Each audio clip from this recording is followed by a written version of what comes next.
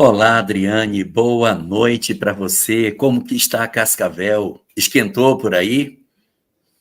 Boa noite, Jorgito. Sim, esquentou pra caramba. Parece que voltamos pro verão. Impressionante. Verdade. Impressionante, né? Uhum. Semana passada, um frio danado e agora nós estamos com temperatura de verão, uma semana depois. Muito interessante isso. Pois é. As mudanças. Jorgito, estamos aqui com o pessoal no chat que começou a escrever Opa, mensagem, como por exemplo a Graça, começou a meu escrever Deus, mensagem, a era chefa. 4h30. Olha o Evandro, né? O Evandro de Niterói também, já requerendo aí as suas intenções. O Paulo, que não consegue assistir ao vivo, mas que sempre participa, né? Ele deixa aqui, inclusive, o pedido de like, que é importante para Oh, todos. E ele também coloca uma reflexão aqui. Diz ele assim, né? Que sem o passo inicial, ninguém vence as distâncias. Joana de Ângeles. É isso. Esse é o ponto. E tem também a presença aqui da Ira Maia Consuelo, a Marinalva Melo. Marinalva, boa tarde. Margarete Cruz, olha de aí. cruz. Margarete sempre com a gente, né? O pessoal da TV Secal de Florianópolis também, que está conosco aqui, marcando presença. A Ione lá de Lauro de Freitas, da Bahia. Kátia Catalani, Rio de Janeiro, sempre com a gente também. Eduardo Veronese, de Ourinho, São Paulo. A Vânia Bertolino, de Brasília. Gente, muita gente aqui. Ana Paula, de BH. Heitor. Thelma. O Heitor, de Belém do Pará, esqueci de Além do comentar. Pará. Thelma. Elânia, do Amazonas. Roberta, João Pessoa. Silvana, de São Carlos. E a Perpétua Socorro também está dando boa noite. Um grande abraço para todos, Brasília, Bonfim, lá de Salvador. É isso. Muita gente boa aí já dando mandando suas vibrações positivas, né, Jorgito? E aí? Teu áudio fechou, querido. É verdade, eu fechei aqui.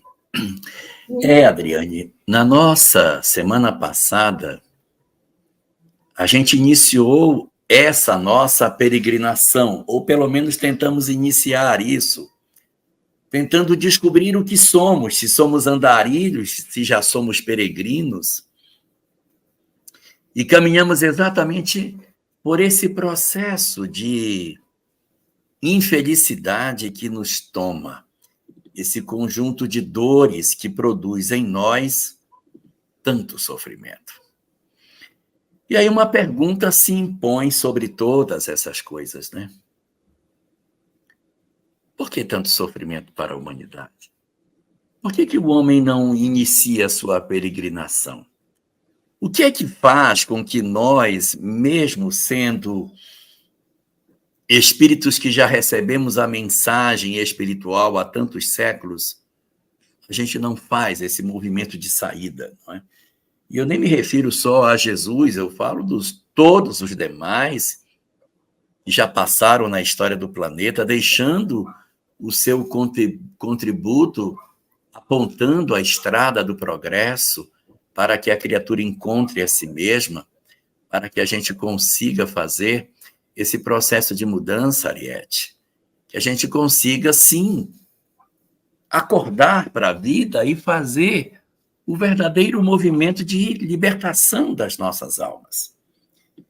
E essa é uma pergunta que sempre é comentada. Por que motivo que a humanidade não avança?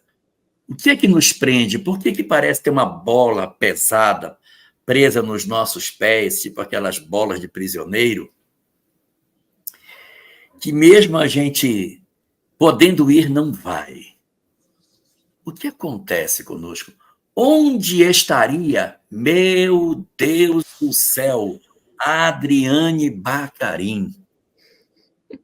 a humanidade não avança para isso? Por que a gente não faz esse processo de mudança? Pois é. Eu acho que essa tua pergunta é uma pergunta, assim, que muitas pessoas fazem, né? Muito se discute sobre isso, muito se fala, mas sem as luzes do olhar apresentado pelo Espiritismo, talvez a gente veja só uma parte mesmo, né? Só veja uma pequena parcela dessas informações e aí não consegue desenvolver todo o pensamento completo, né, de forma completa.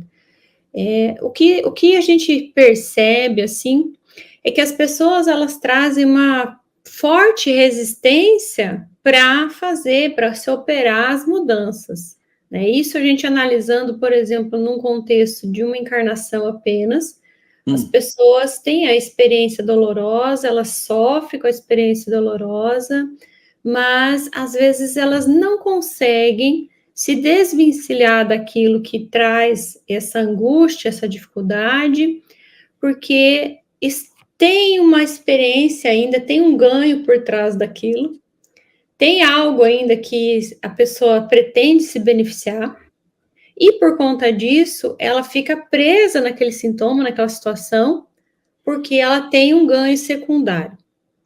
E o outro fator, além do ganho secundário, é a paixão pela ignorância de si mesmo, né? O Freud, inclusive, ele fala desse grande paradoxo da alma humana, que é assim, ao mesmo tempo que busca o conhecimento e tem sede de saber sobre si, ele também tem paixão pela ignorância. Então, ele prefere fazer movimentos de fuga, prefere fazer essas saídas.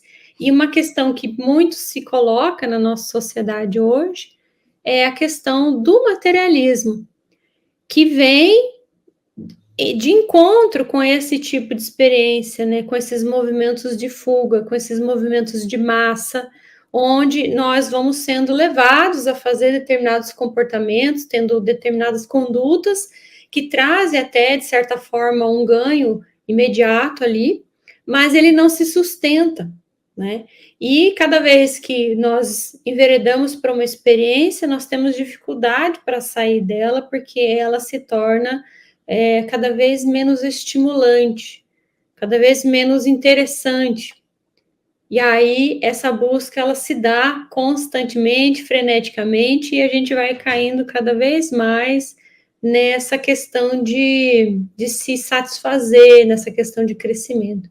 Então, eu penso que, nesse caso, o materialismo é uma faceta, né, que traz uma potente arma contra a ideia espiritual. Ela segura o sujeito naquela condição, né? Você colocou aí 4 coisas, né? Você colocou, primeiro, a paixão pelas coisas materiais, a paixão pela vida material, que, de certa maneira, cega a criatura humana. Um segundo ponto que você resgatou aí foi esse processo, né, que o Freud nos apresenta, dessa contradição, dessa busca, que ao mesmo tempo eu tento não fazer. Você comentou dos ganhos secundários que a gente tem e também falou do materialismo. Eu acho que a gente pode pegar esses pontos para a gente analisar com mais devagar, sabe? Uhum. E eu queria pegar aqui o primeiro deles, onde você fala sobre essa paixão pelas coisas materiais. A paixão que a criatura humana tem por aquilo que objetivamente impressiona seus 5 sentidos. E aqui quero buscar um pouco do pensamento de Joana de Ângeles, da obra número 5, O Ser Consciente. Ela diz o seguinte, que como é que nós construímos determinados comportamentos? Como foi que o ser humano desenvolveu determinados hábitos? Os nossos hábitos, eles vêm de quê? Os nossos hábitos vêm da repetição do comportamento. Então, para que a gente tenha hoje uma determinada conduta, e aí eu vou falar de uma conduta animal, na qual a gente procura água para beber, que a gente procura comida quando está com fome, nós repetimos essa experiência milhares de vezes até que ela se depositasse em nós. Da mesma forma, sentimentos primários como medo, raiva, que já estariam no cérebro límbico, também a gente repetiu muito tempo até que aquilo se tornasse um automatismo na criatura humana. E ela vai comentar nessa obra que nós também desenvolvemos automatismos no comportamento, aos quais ela chama de atavismo. Então eu digo assim, comigo é assim, sabe? Gritou comigo, eu dou logo um tapa na cara. Gritou, eu já avanço e já bato. Ou gritou comigo, eu já choro. Então a gente desenvolveu um determinado mecanismo e a gente repete esse comportamento exaustivamente, e aí a gente se habitua dentro dele, mora dentro desse comportamento, a gente mora dentro dele, porque ele nos oferece uma certa zona de conforto, até que chega um momento em que a gente diz assim, não aguento mais, eu preciso mudar. Aí começa um processo de saída para fazer a peregrinação, porque até então a gente está escondido como um andarilho naquela posição e não sabe que aquilo não nos leva a lugar nenhum. E assim, muitos de nós dizemos, porque somos espíritas, assim, não, mas agora eu já entendi. Eu já entendi que eu não posso ser assim, que eu só posso ter um parceiro por vez, que eu não posso me comprometer com 2 pessoas, que eu tenho que ser fiel a pessoas. Isso aí para mim está claro. Até falo para os meus netos, minha filha, minha neta, não faça isso.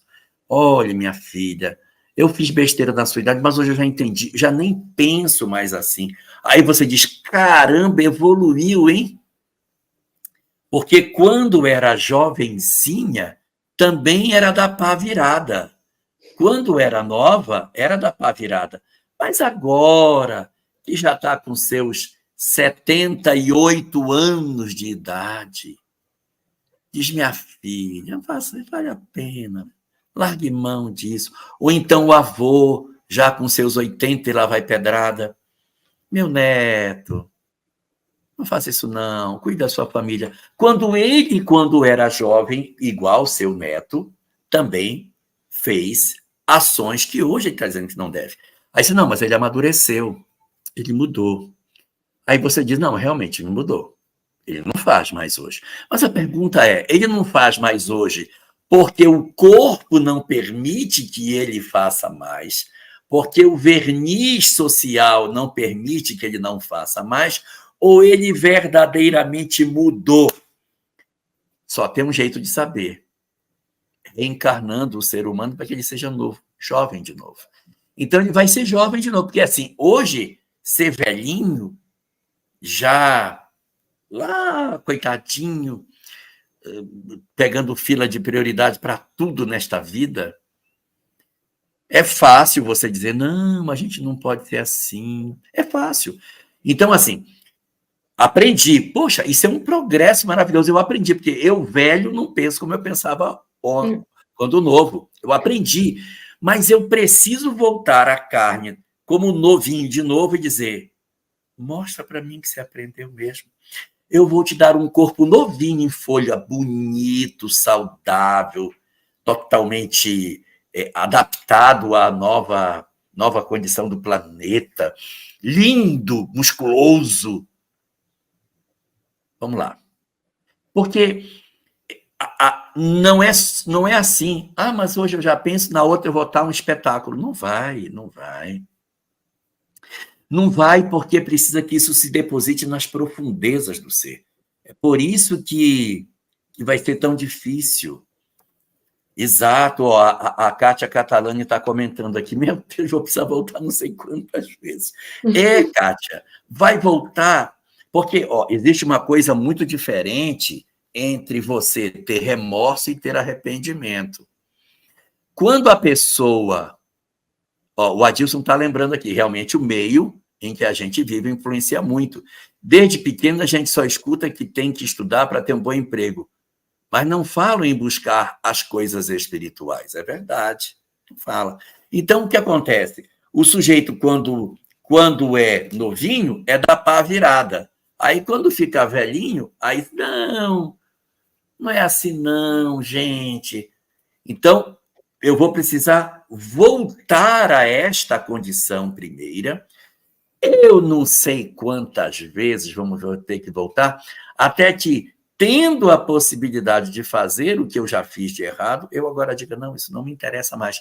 Então, não vale, eu estou dizendo do fundo do meu coração, não vale muito hoje a gente, na idade que tem, com o conhecimento espírita que tem, dizer assim, não, a pessoa não pode fazer. Cara, você está cercado de um monte de informação. Numa sociedade que você já está velhinho, já não pode mais fazer, não pode ir para o carnaval pular os 5 dias do carnaval, não sei se são 4, né? Pular os 4 dias do carnaval, não consegue mais. Então você diz, gente, mas é uma loucura aí. Aguarde, papai. Aguardemos ter novamente 20 anos para saber se realmente você mudou. Então veja como é difícil o processo de mudança. E quando você fala do fascínio que a matéria exerce sobre a criatura humana, a gente vai perceber aí um grande instrumento de perturbação. Porque nós temos uma paixão muito grande por aquilo que os 5 sentidos observam e não tem argumento que vença aquilo que os 5 sentidos nos ditam como sendo real. E aí a gente começa a entrar num processo exatamente porque nos lançamos na vida para acreditar que realmente a vida é aquilo que a gente tem a chance de perceber pelos sentidos que o Senhor nos deu.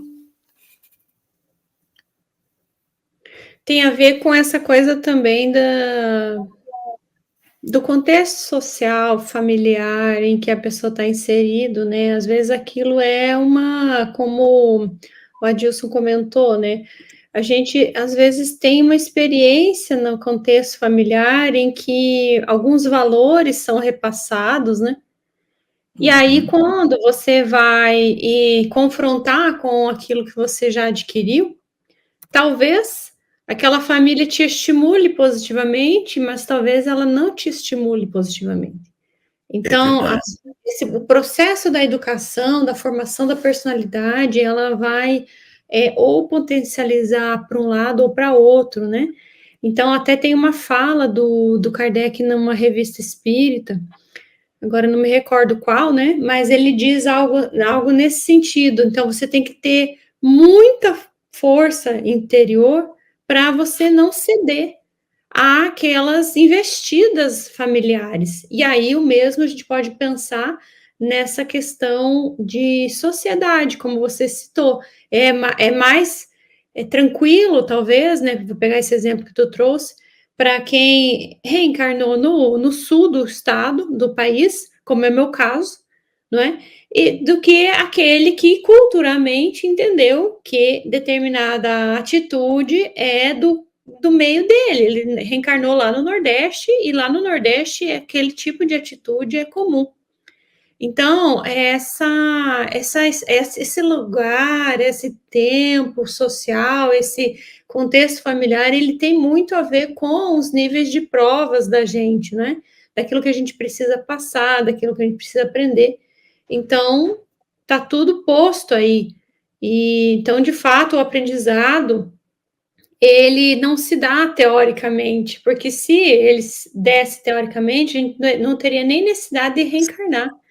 Nós ficaríamos lá no plano espiritual estudando a vida inteira, mas o grande ponto, a gente testa se a gente aprendeu mesmo, é no confronto social mesmo, é no enquadramento ali, onde você tem um conflito entre os valores que você já adquiriu com aquilo que é posto, né? E a sociedade vai desafiar exatamente isso. Você vai ser desafiado na sociedade para saber se existe firmeza nos princípios que você adota, né? Então a Jamila diz assim: eu me recuso a me encaixar na caixinha do mundo de hoje. Melhor solitude do que uma balada cheia de gente sofrendo e descarregando seus sentimentos e frustrações numa noite. Jamila, meus parabéns. Falo isso porque aos 20 anos eu ia para boate, de quinta a domingo, uma sede de algo que só Jesus pode me dar. Então, Jamila, nós, quando chegamos numa certa idade, nós temos uma tendência de ter essa leitura, porque o amadurecimento da idade dá. Mas isso não significa dizer que se a gente reencarnar para ser novinho de novo, se a gente não vai realmente se sentir atraído por isso que o mundo muitas vezes nos oferece. Então, aí, olha, a chefa está presente. Uhum. Boa noite, Regina Mercadante. Seja muito bem-vinda ao nosso programa Peregrinação Interior, veiculado através da MLives TV, que estuda os princípios da doutrina espírita. E nesta live, Regina, caso você não saiba, não é? E nós estamos estudando a peregrinação da criatura humana na direção do seu encontro consigo mesmo. E a Regina, então, nossa chefa, diz assim: esta ignorância é o que nos impede de perceber nossa verdadeira realidade divina. Isso é um fato. Mas aí, só para a gente fechar esse primeiro ponto, que foi puxado aqui pela Adriane, quando comentou sobre a influência da matéria, ela é muito significativa. E aí, só para a gente passar para o segundo ponto, que seria a questão dos ganhos secundários, eu queria só comentar que existem 6 influências que o espírito sofre. 6 influências. Tá bom? 3 influências de cá, 3 influências de lá. Quais são as 3 influências de cá? Primeiro é meu corpo. O corpo faz uma influência danada na gente. Hormônios, a gente muda até de humor. Olha uma mulher no período da TPM, como ela fica diferente, irritada. Então, você vai ver que nós somos muito influenciáveis por aquilo que o meu corpo me dá. Quando eu estou com dor de cabeça, com dor de ouvido, eu tenho menos paciência. Sou mais irritável. Quando eu fico mais velhinho, eu tendo a ser uma pessoa mais serena, a não brigar, porque não adianta eu querer brigar, que eu vou apanhar. Então, tá bom, tudo bem. Então, tá bem, tá bom, tudo bom. E quando eu sou novinho, eu já quero... Então, primeira influência, o corpo. Segunda influência, a família. A família é o primeiro grupo social do qual você faz parte, também tem uma influência muito grande. Não é isso, doutora? A família não influencia na... Demais, demais, né? A ponto de, às vezes, confundir o psiquismo de um com o outro, né? A criança, às vezes, interpreta questões paternas como sendo dela, porque quando ela não tem essa maturidade de separar, não é? Ela acha que é tudo uma coisa só. Olha só. Influencia demais. Interessante, né? Uhum. Aí nós temos também uma terceira influência, que é a sociedade. Sociedade influencia? Da mesma forma. Aí você põe na sociedade mídia, amigos, escola, tudo que não é o lar, você coloca no saco da sociedade. Então, são 3 influências que a gente tem. Agora eu vou falar das outras 3. Segunda, melhor, quarta, que seria a primeira do segundo flanco, é o meu próprio passado. Eu também sofro influência daquilo que eu fui. Eu sou um espírito imortal, Então, minha mãe me dá orientação, a minha sociedade me educa, ou me deseduca, sei lá, o meu corpo, tarará. Tá, mas eu tenho conflitos dentro de mim. Eu tenho os meus conflitos, as minhas questões mal resolvidas, que também influenciam durante a vida material. Essa fase da adolescência, por exemplo, só para citar um exemplo, é a fase em que ocorre a súmula do espírito, quando ele tem que decidir se ele vai acatar determinadas direções familiares e sociais ou se ele vai optar por dar sequência naquilo que ele crê, né? Naquilo que ele já construiu. E é tão difícil porque é no período que a gente está mais confuso que a gente tem que tomar decisões mais difíceis. Porque é nesse período que você vai decidir o Enem, Nem você fala. vai decidir sua profissão, você vai decidir como é a sua orientação sexual, você vai definir uma série... A sua vida afetiva vai ser definida nessa janela de tempo. É ali que você vai dizer, eu vou seguir por esse caminho. Ou eu não vou reprimir, não vou fazer, vou me reprimir. Tudo vai ser aí. É hora que muitas vezes a gente casa, que tem a nossa iniciação sexual. Tem um monte de coisa que acontece durante esse período. Quando chegar lá pelos 40 anos, já tem pouca coisa para decidir, porque já tem a decisão da profissão, se casou, casou, se não casou, vai ser difícil casar, mas tudo bem, ainda casa. Os filhos já que tinha que ter, já teve. Então, tem pouca coisa para decidir. Quando chega na minha idade, que é quase 100, não decide mais nada. Só vai decidir onde vai ficar o jazigo. Eu acho que de frente para o sol, quando bater o sol, vai ficar bonito na minha sepultura. É só o que dá para decidir, porque o que você tinha para decidir, já decidiu. O que tinha para fazer, está feito. Não há mais o que você, de fato, fazer. Muito bem. Mas essa é a quarta. Tem a quinta. A quinta são os obsessores. A quinta é a obsessão. A influência espiritual, a perturbação, o assédio das entidades perturbadoras. E, por fim, a sexta. A sexta, que é a mais maravilhosa. Melhor do que o corpo, melhor do que a família, melhor do que a sociedade, melhor do que tudo, que é Deus, o soberano Senhor, que nos ama profundamente e que também nos influencia.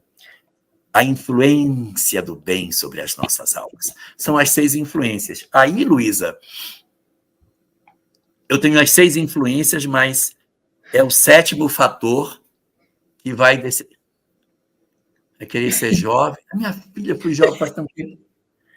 Meu Deus! Na época que eu fui jovem, só tinha disco de 33 rotações, 33 não, de 78 rotações. Vicente Celestino cantando Porta Aberta, já não vivo mais ao léu. Era o que tinha. 1933, meu Deus. Minha juventude. Então, aí, nossa queridíssima Adriane Bacarin coloca as 6 influências. O corpo, a família, a sociedade, o passado, as influências espirituais e a influência divina. Mas aí faltou o 7º, porque depois de tudo isso, tem 6 influências, mas tem um elemento que decide, chamado livre-arbítrio. Não adianta ter 6, porque o livre-arbítrio é que vai realmente tomar as rédeas das nossas próprias existências, né? Muito bem, muito bem. Olha, Adriane, essa coisa da matéria, ela é muito... E isso, de certa maneira, tem influenciado muito a nossa juventude hoje. E os adultos também, né? Uhum. Esse aspecto tem influenciado muito. Você quer passar para o segundo? Pode ser. Antes eu queria só comentar 2 pontos que tem aqui, que para não passar. O Rony Peterson faz um comentário aqui, né? De que Stop! o filho... Pera. Este, por acaso, será o Rony Peterson de Vitória da Conquista? Eu não acredito que seja Rony Peterson. Olha, o Rony, se for o Rony de Vitória da Conquista, é uma pessoa muito importante. Ele é dono de 3/4 de Vitória da Conquista, você acredita? 3/4. Porque tem o quarto dele com a Josi, tem o quarto do primeiro filho dele e tem o quarto... Ele é dono de 3/4 lá em Vitória da Conquista. Uma pessoa... É ele mesmo, meu Deus, meu queridíssimo, meu Deus, meu queridíssimo, meu Deus. Nossa, que saudade, que legal. Manda um abraço para todo mundo. Não, olha que interessante, né? Ele fala aqui, né, que o filho sentiu angústia ao saber que reencarna e será criança novamente. Provavelmente o filho esteja passando por uma fase em que ele não quer muito dar bola para a criança, porque assim, deve estar saindo da fase da infância e não? Não. Filho é adulto? O filho dele Antes de reencarnar, aparece na reunião mediúnica. O filho do Rony, antes de reencarnar, aparece. E teme ser criança de novo. Isso eu não quero ser criança de novo. Porque é muito perigoso. Entendi. Sim, pois é. Aí é aquilo, né, que a gente fala, não dá para a gente alongar muito aqui, mas a ideia, sim, o que é que foi que aconteceu com ele no período em que ele foi criança, em algum momento, que fez ele pensar isso, não é? Eu conversei com o Rony sobre isso, lá, em Vitória da Conquista. Então, você vai saber dar mais detalhes. Dou mais detalhes. Porque acontece o seguinte, você está no mundo espiritual e vem de uma história mal resolvida, como todos nós. É. E aí você diz assim, você precisa renascer. Aí você diz, tudo bem, eu vou renascer. Então, você vai renascer e você vai, então, ter a possibilidade de voltar para o lar, nascer novamente. Não, criança eu não quero ser. Criança, não, pelo amor de Deus. Porque se eu for ser criança, eu vou me seduzir, eu vou me perder, eu vou me atrapalhar. Eu quero nascer com a consciência que eu tenho. Eu quero ir do jeito que eu estou agora aqui, tá vendo? Do jeito que eu estou aqui, com a compreensão de vida que eu tenho. Me manda para lá com isso que eu tenho aqui. Que eu tenho mais certeza que eu vou dar certo do que se eu passar por uma infância, eu vou esquecer tudo. Eu vou fazer besteira de novo. Eu não quero fazer. Então, medo. Então, o medo, a angústia de imaginar que seria criança novamente. Olha, Eliane, você está muito errada, minha filha. Calbi Peixoto e Ângela Maria é 1950. 1950, meus netos já estavam tudo criado. Minha época é outra. É a época do Vicente Celestino, época de Chiquinha Gonzaga. Esse é o meu tempo da minha juventude. Cantando, oh, abre alas que eu quero passar. Esse é o período, 1900, oh, coisa boa. E aí tem um comentário que é mais ou menos nesse tom, que é do... Deixa eu só achar ele aqui agora, porque tem muito comentário. Que é do... Ai, meu Deus, cadê? Que é abaixo desse aqui. Achei. Rubens Paz. O Rubens comenta que o filho tem 15 anos e está passando por esses conflitos, aquele da súmula da existência e entrou em depressão. Sim, é uma fase realmente complexa, né? Existe a gente até diz, né, que se passa por um luto, sabe, Rubens? Porque você deixa de ser criança, mas ainda não é adulto suficiente para assumir as próprias questões. A fase dos 15 anos é assim, querendo voltar para trás, querendo ser criança, ser conduzido, e o peso de que é essa sequência da vida, né? Essa estar agora, a partir daqui, eu sou adulto, como que vai ser? Então, o processo depressivo é justamente essa dificuldade de lidar com isso. Então, importante, né? A família ficar sempre de olho, cuidar, tratar, importante. Existe uma coisa interessante aí, sabe? É que nas sociedades antigas, não estou falando da nossa sociedade atual, mas sociedade antiga, não existia o conceito adolescência. Você era criança e por um rito de passagem você se tornava adulto. Então, por exemplo, no judaísmo você era criança. Aí você, quando chegava pelos seus 12 anos, participava de uma festa chamada Bar Mitzvah, e aí você se torna adulto. Acabou, pronto. Aí você agora é adulto, vive a vida dos adultos e, evidentemente, com as responsabilidades de adulto, já começava a ideia de casar, casava-se muito jovem, exatamente pelo fato de que na adolescência já se poderia definir a família que você teria. As mulheres, então, casavam sempre muito jovens. Essa festa de debutante que a gente faz com 15 anos era para apresentar a menina para a sociedade, porque a partir a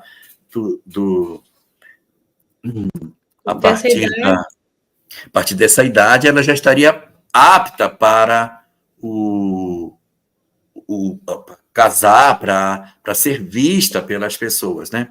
Então, existem algumas pessoas que dizem, isso aqui é uma hipótese, gente, não quero que ninguém tome isso de maneira absoluta, mas há quem diga que a história da filha de Jairo, do Evangelho, que Jesus foi lá, ela tinha morrido, e ele vai lá para ressuscitar a menina, que seria esse luto aí, Adriane, o luto da criança. Eu não quero deixar a condição de menina para me inserir no universo dos adultos. Então, é a morte da menina para o nascimento da mulher, ou seja, ela estava numa desistência de aceitação da realidade, como se fosse assim. Eu não conhecia a filha de Jairo, embora eu seja bastante velho, mas eu não conheci ela. Mas o pessoal diz que, né, alguns estudiosos falam que era um vazio existencial. Era uma depressão por não assumir as responsabilidades do mundo adulto. Aí ele vai e pega na mão dela e diz: bora, menina, levanta, Talita cumi. Menina, tem de bom ânimo, né? Levanta e anda, né, minha filha?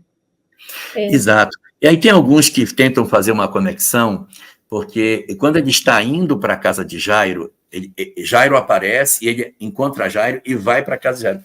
No caminho para a casa de Jairo é que ele encontra a mulher hemorroíça, que também tinha um fluxo de 12 anos. Então o pessoal diz, então era a menarca da menina que faz com que ela queira morrer. Não quero entrar no mundo dos adultos. Não quero sair da condição de criança. E ele vai para restaurar nela a condição de saúde emocional. É uma hipótese. Mais? Os ganhos secundários, né, que seria esse segundo ponto que a gente comentou, né? Sim.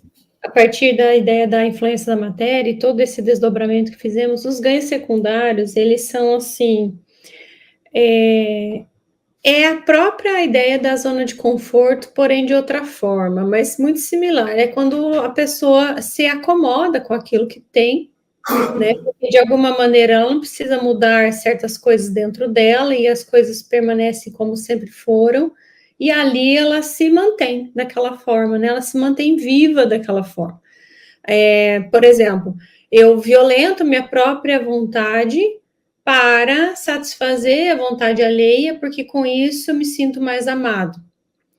Eu me sinto mais participando daquele contexto familiar, eu me sinto mais integrada naquele grupo, né? A gente, nessa fase da adolescência mesmo, que é o que a gente está citando hoje, nós queremos pertencer aos grupos, queremos fazer parte daqueles grupos. E aí, a experiência vai fazendo com que eles vão negando as suas questões, vão negando os seus anseios, que ainda está em processo de formação, para pertencer naquele grupo, e é uma violência que vai fazendo consigo.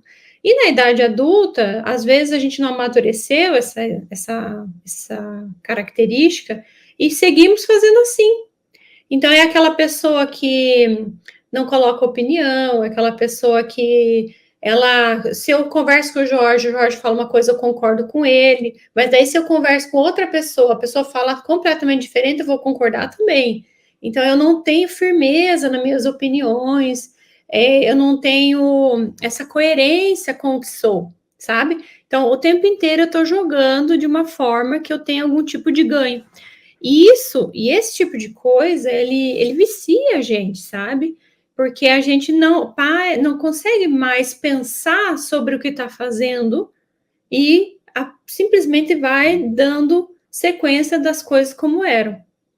Então, isso os ganhos secundários, por exemplo, também pode ser aquela pessoa doente, né? Um idoso doente, ele tem uma doença, mas às vezes ele nem tem, mas ele diz que tem porque ele quer ganhar atenção.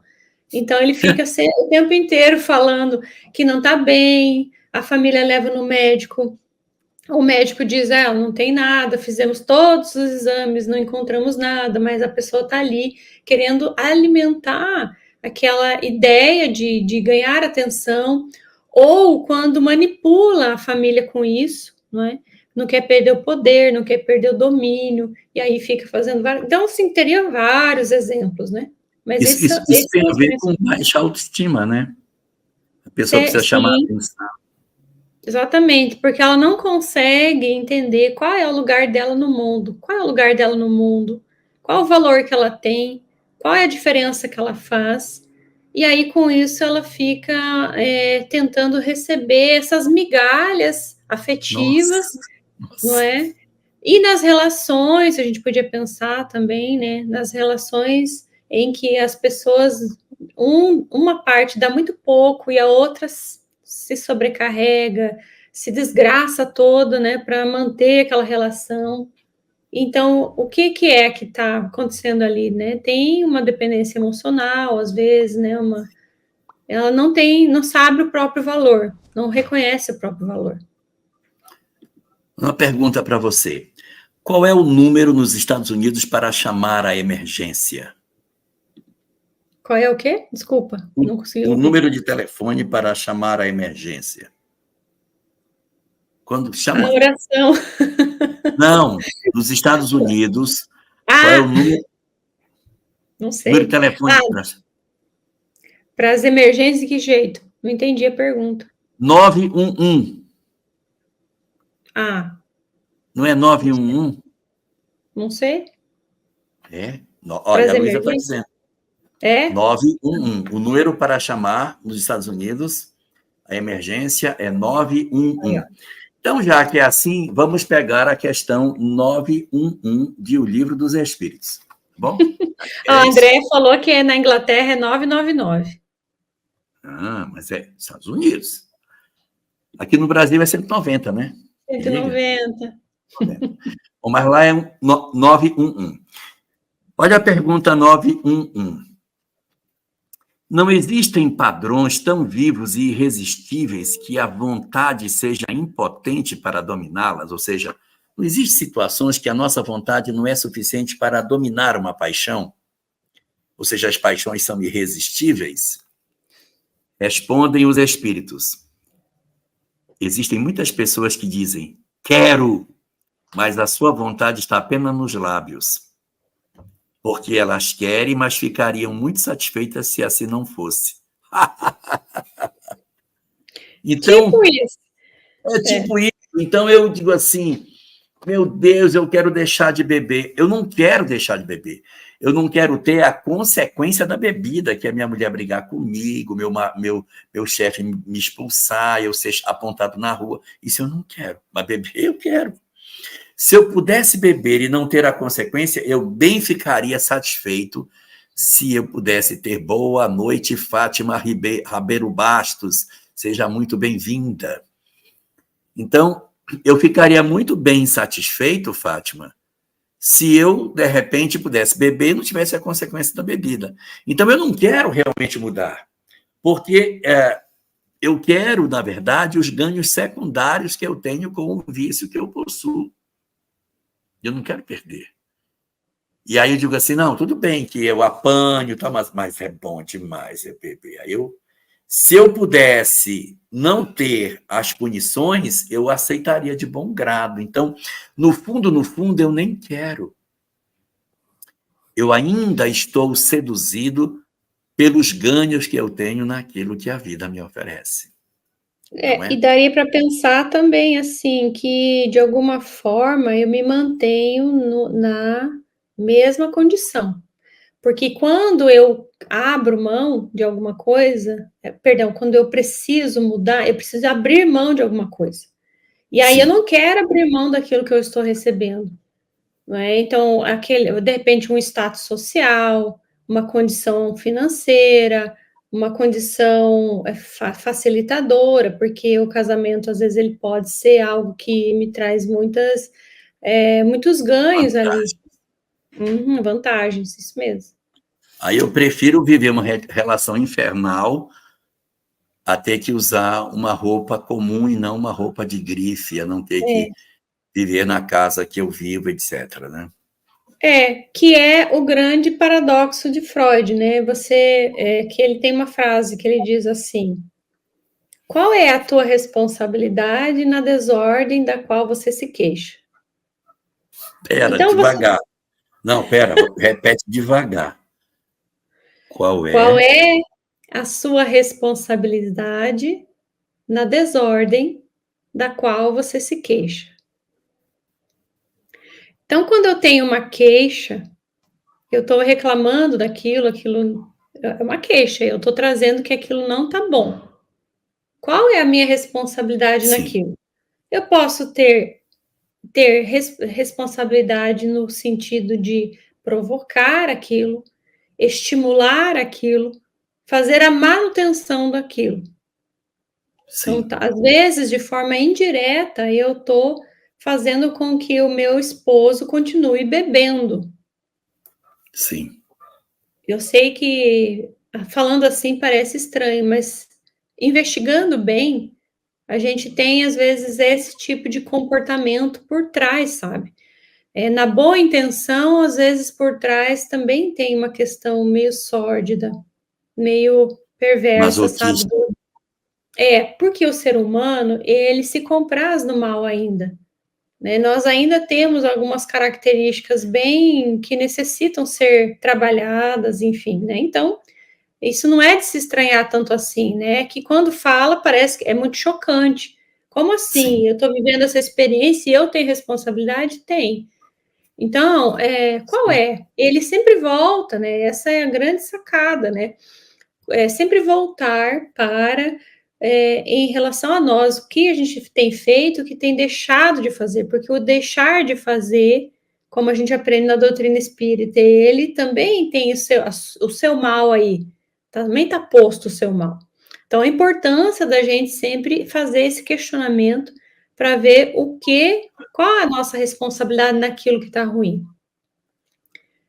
Aí eu me queixo, eu acho ruim, mas eu não faço nada para mudar. Eu não aceito abrir mão daquela situação, sabe? Porque eu tenho alguma coisa ali que me faz ficar. E isso tem outro também, o psicanalista que se deu sequência nisso. O Jung também fala muito disso, mas eu me recordo agora da frase do Lacan, que ele diz: às vezes você tem a pessoa, a única coisa que ela tem é o próprio sintoma. Então, essa a única queixa coisa que ela tem é é o próprio o sintoma. próprio trauma, né? O próprio sintoma, né? É. Então, isso é um sintoma, ela está se queixando do sintoma. Mas ela só tem isso. Se ela perde isso, ela perde o lugar de vitimista, o lugar das pessoas darem atenção, o lugar de olha como a vida é dura, Gente, como nós somos entende? complexos, Adriane, pelo amor de Deus, É, como nós é somos sim, complexos. você tem razão. Mas, e o legal disso é que a doutrina espírita faz isso com a gente pensar Adriane, em responsabilidade. Adriane, a Regina pergunta se essa atitude é consciente. Cadê? Atitude consciente? Não, não é consciente. Ela tem esse comportamento, né? E na grande maioria das vezes ela não sabe. Às vezes ela até sabe, né? Acontece de saber, mas a grande maioria é inconsciente. Às vezes a pessoa chega para a gente e fala: a minha vida é assim, e eu tenho esse de problema. Aí você vai tratando, vai vendo, vai tirando, aí tudo se desenha, tudo fica posto. Não é? E a pessoa fala, então esse sintoma que eu tenho é por causa disso que eu não resolvo. Aí ela faz o quê? Ela desiste da terapia, Terapia, né? né? Porque daí é demais, não consegue, né? E tá tudo bem. A gente também não está criticando isso. Eu acho que é o tempo da pessoa. Ela tem um tempo para lidar com aquilo. Ela tem Ela uma avaliou e preferiu andar com o espinho. preferiu ficar assim. E até o momento em que doeu o suficiente para ela, agora já deu para mim, agora eu já abro a mão. E aí é o grande tema que a gente vive, né? Porque a pessoa está agarrada na ilusão que sustenta isso tudo. Sim. Ela está presa nessa Aí, ilusão. deixa eu fazer uma pergunta para você. Você falou, você no início falou de 4 coisas, né? Você comentou conosco aqui sobre a questão da influência da matéria. Anota aí, Cidinha. Também falou dos ganhos secundários que a gente tem, e por isso que a gente permanece. Falou desse paradoxo de Freud, e falou também do materialismo que a gente ainda não tratou. Mas aí eu pergunto para você, esse fenômeno dessa nossa sociedade perdida, que não consegue encontrar porta de saída, se deve a esses fatores, então, ou seja, o apego à matéria, a ignorância de que somos espírito, é um fator que predispõe a que nós sejamos andarilhos, andando em círculos na praça, sem conseguir sair na direção de empreender a nossa peregrinação. A busca dos ganhos secundários é um outro fenômeno que também nos prende na praça e que eu fico avaliando os ganhos secundários e não quero seguir. O paradoxo de Freud é mais um fenômeno que também oferece para nós grandes lições nesse sentido. E aí eu queria perguntar para você, nessa mesma esteira, o materialismo que a gente hoje vive também seria um fator que influenciaria nesse conjunto de pessoas com vazio existencial, sem propósito de vida, com uma série de angústias que ficam rodando na praça, sem conseguir sair? De que maneira que esse materialismo influencia para que a gente fique na praça, andando sem descobrir que somos peregrinos e pensando que somos andarilhos? É essa falta de compreensão de que existe uma continuidade. Acredita-se que a vida é só isso que está vendo, e aí então tudo se apresenta de uma forma não muito estimulante, muitas vezes. A gente tem visto aí as notícias, as dificuldades, os acontecimentos e fica preso nisso. Então, ela passa a pensar que a vida é isso. Então, se a vida é isso e vai acabar daqui a pouco, eu não sei quando vou voltar, eu vou aproveitar a vida. Eu vou usufruir da vida. Aí eu entro numa onda de prazer, eu entro numa onda de não me importar com as realidades, desse tipo de coisa é só para alguns, para gente piegas, né? Falar de religiosidade, falar de espiritualidade, isso é para gente piegas, para gente fraca. Eu estou numa sociedade competitiva, essa sociedade competitiva me exige, eu preciso me colocar como alguém potente, eu não posso entrar nisso, porque isso é para gente fraca. Eu sou forte. Aí é quando o ego, o orgulho se potencializa e tudo acaba piorando ainda mais, porque eu começo a destratar as pessoas, eu não desvalorizo as relações. Não tem por que tratar as pessoas de forma diferente, né? Porque se eu me apaixono, eu passo a amar, o amor também é posto nesse lugar, né? Porque Olha isso, amar acaba sendo uma uma questão fraqueza. de uma ideia de fraqueza, né? Quem ama enfraquece, né? Não sei se Interessante. E além desse que tem essa percepção, existe o outro que, vendo a vida fugidia, a vida muito rápida, a vida que não tem sentido, se joga no fosso do desinteresse por viver também, né? Tanto eu tenho aquele que se joga no prazer, que é um grupo, não é?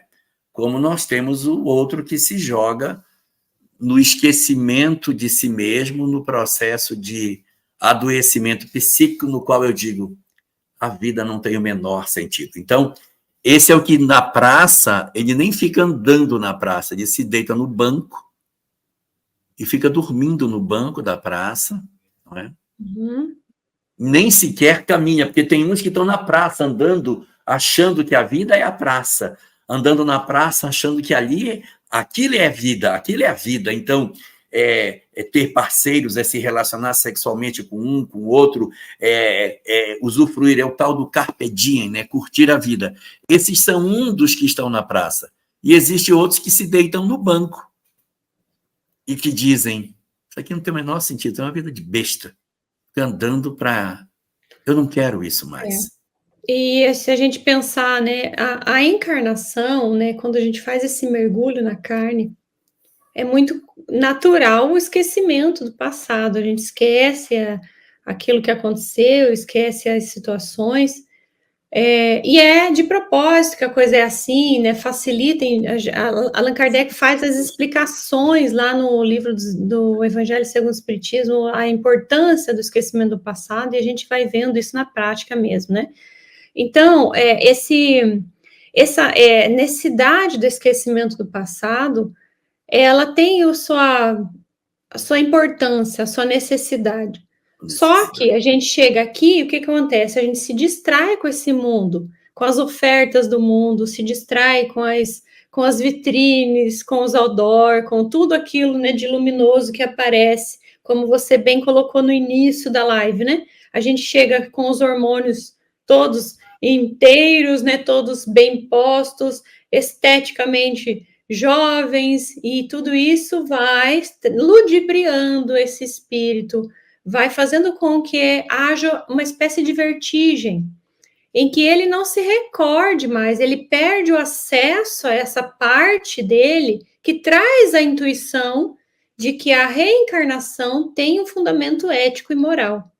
Ele fica entorpecido pelo processo reencarnatório e acaba por não conseguir dar sequência naquilo que no planejamento dele. E aí você falou antes, né, do livre-arbítrio. Nós temos o livre-arbítrio, temos a nossa experiência, né, o para que reencarnamos, mas conforme a gente vai usando o livre-arbítrio, essas situações vão se alterando, né, de uma forma melhor ou pior, a depender da condição, da situação. Então, esse grande é o mito de Narciso, né? Tem o mito de Narciso que representa isso, é aquele indivíduo que passa a maior parte do tempo olhando para a própria imagem, né? Olhando para si no sentido egoísta da coisa. E ele não se trata, ele não parte para o processo evolutivo. Se transforma. Não se ele transforma. olha para si e se apaixona pelo que ele é, e não pelo que ele possa vir a ser. Então, ele se congela. Opa! Meu celular, que nunca toca, tocou. Você acredita? Acredito. Apertei alguma coisa. É verdade. Nós estamos vivendo um período bem difícil. Mas, Adriane, a conversa está tão boa. Tão boa. Mas esse pessoal que está aí, eles têm que ir para outras lives, você acredita? Eles já estão aqui falando que eles têm que ir para outros lugares. E a gente vai precisar interromper a nossa conversa. Mas a gente vai voltar na próxima terça-feira, se Deus assim permitir, não é? Se não eu, a Adriane, porque eu já estou bem velhinho, mas a Adriane certamente estará aqui. E aí nós vamos retomar essa nossa conversa. Semana que vem, quando a gente voltar, a gente ainda vai estar na praça, misturado com os andarilhos. A gente ainda não vai achar os peregrinos. Ainda não conseguimos convencer que somos peregrinos. O povo está na praça, perdidão, uns dormindo, outros andando, sem propósito. Está uma dinâmica muito interessante na praça, mas ninguém sabe que tem um propósito superior para viver. Semana que vem, a nossa peregrinação interior vai avançar mais um pedaço, para ver se a gente consegue falar sobre a peregrinação, porque até então, meu amigo, ninguém quer saber disso. Do jeito que as coisas estão, a ilusão está realmente promovendo muito sofrimento na nossa sociedade, não é? Exatamente.